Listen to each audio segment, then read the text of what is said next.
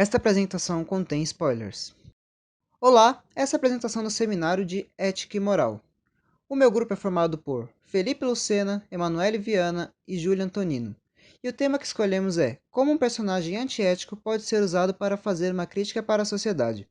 E para relacionar com isso, escolhemos o filme Borat, fita de cinema seguinte. E para começar, eu vou dar um contexto sobre a história do filme. O filme é contado em formato de mockumentary e mostra a história de Borat, um dos melhores jornalistas do Cazaquistão, 14 anos após ele gravar o seu primeiro filme nos Estados Unidos.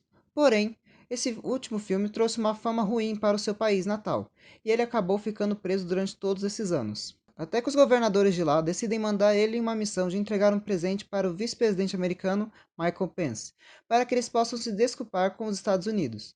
Então, Borat e sua filha Tutar vão até a América para realizar essa missão.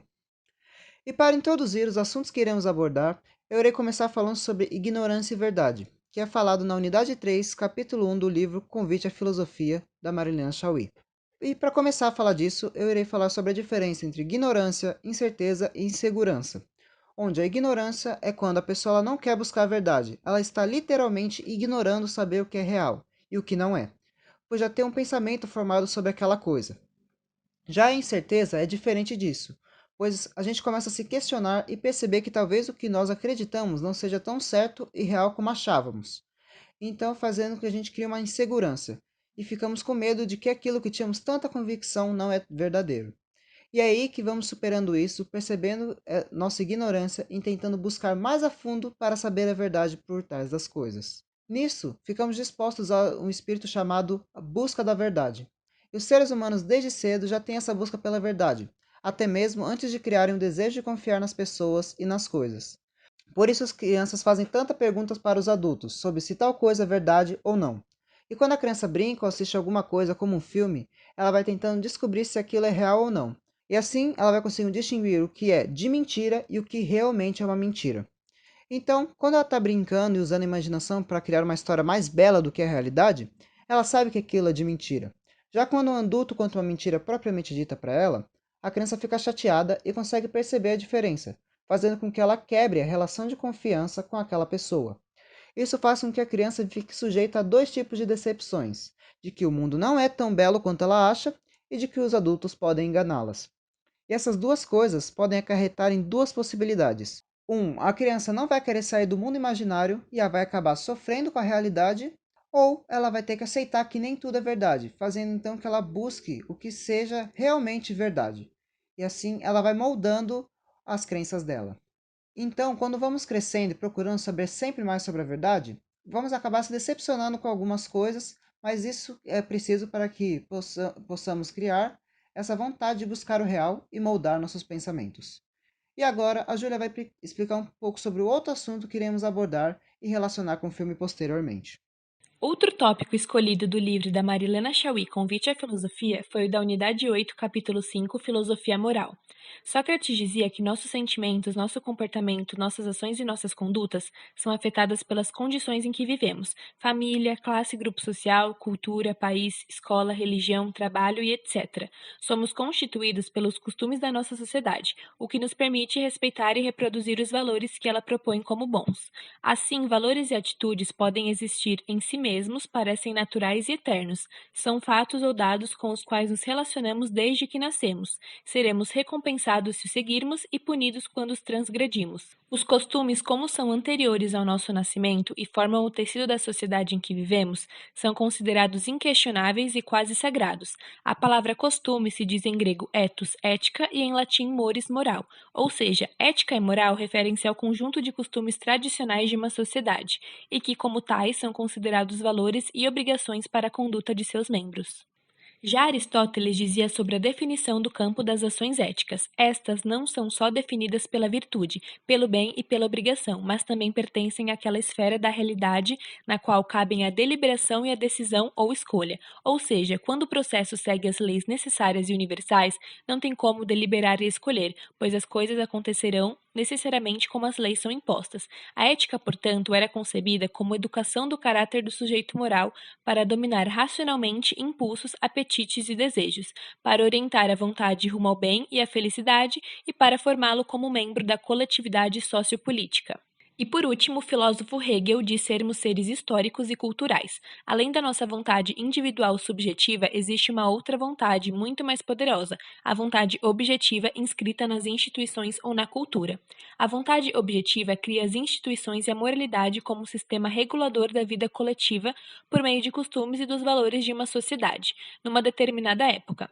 A moralidade é uma totalidade formada pelas instituições, família, religião, arte, ciências, etc., que obedecem todas aos mesmos valores e aos mesmos costumes, educando os indivíduos para interiorizarem a vontade objetiva de sua sociedade e de sua cultura.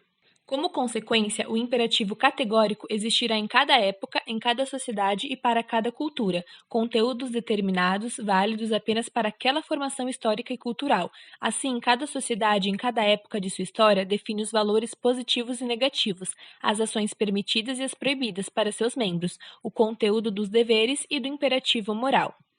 Agora, a Emanuele relacionará o filme escolhido Borat com os tópicos abordados do livro. Podemos relacionar os tópicos apresentados anteriormente com as seguintes cenas do filme. Temos como primeiro exemplo a cena em que a personagem Tutar é cuidada por uma babá afro-americana, que conta histórias de um livro do Cazaquistão a ela. Esse livro continha diversas histórias mentirosas e machistas, que enganavam mulheres as fazendo acreditarem que tudo que o livro dizia era verdade. Inclusive, a criança inocentemente chegou a acreditar, afinal ela é apenas uma criança. Essa cena possui relação com o pensamento de Sócrates sobre nossos sentimentos, comportamentos, ações e condutas, em relação à família, à cultura, grupos sociais e entre outros. Essa é uma ideia a qual somos imersos desde crianças, pois o machismo foi tão enraizado na sociedade que acabou se tornando uma cultura, a cultura do machismo, a qual milhares de mulheres foram e são enganadas por aprenderem desde cedo costumes e atitudes problemáticas, às quais elas devem se submeter em seu determinado país, religião, classe e entre outros. Apresentamos o segundo exemplo sendo duas cenas. Primeiro, temos a cena em que Borat se encontra com um grupo de mulheres feministas e questiona sobre a capacidade intelectual delas, pois para ele, mulheres possuem um cérebro menor do que o dos homens e por isso são incapazes de aprender. Ele até utiliza a expressão do tamanho do cérebro de um esquilo. E logo após esse comentário, uma das mulheres responde que o que ele disse foi humilhante. Já a segunda cena é a que Borat se encontra com Pamela Anderson e tenta obrigá-la a se casar com ele. Quando ela recusa, ele diz que o consentimento não é necessário.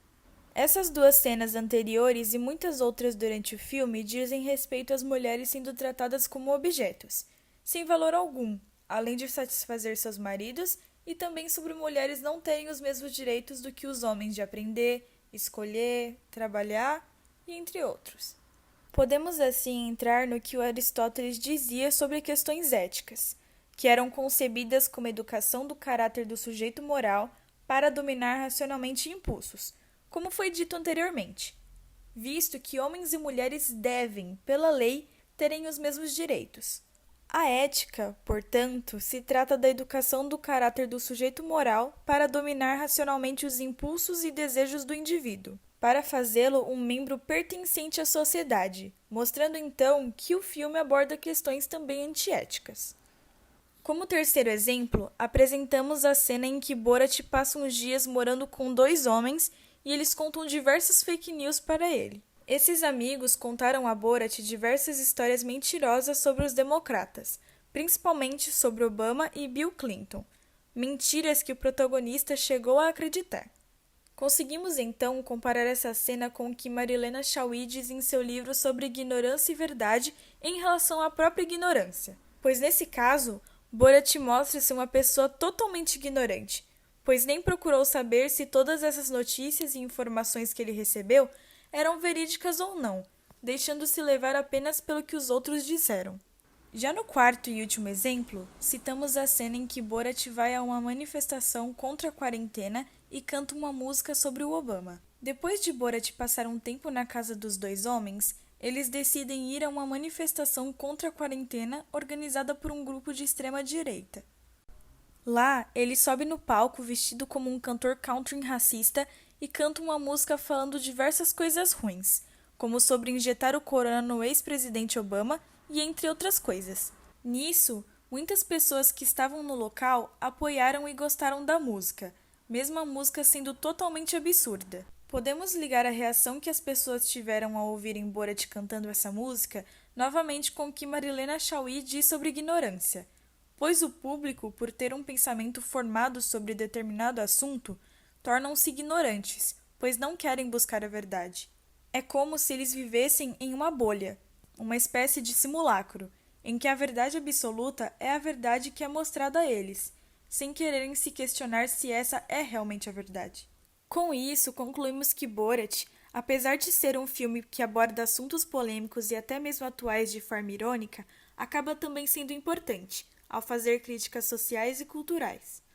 Usar o meio audiovisual para apresentar esses assuntos é muito relevante, pois chama a atenção dos jovens pela forma que os temas são abordados, o que faz com que eles pensem a respeito e reflitam sobre determinadas problemáticas que estão mais presentes em seu dia a dia do que eles imaginam.